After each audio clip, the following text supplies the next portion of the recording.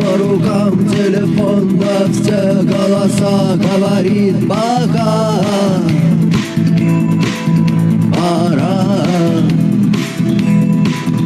И пальто на гвозде, шарф в рукаве и перчатки в карманах шепчут: подожди до утра. До утра. Но странный стук зовет дорогу.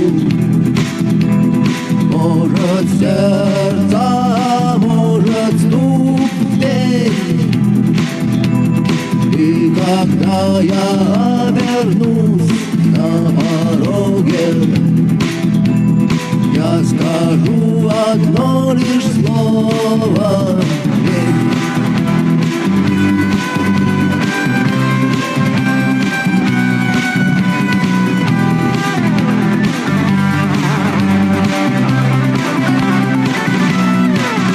И опять на вокзал, и опять к поездам, и опять проводник выдаст белье и чай.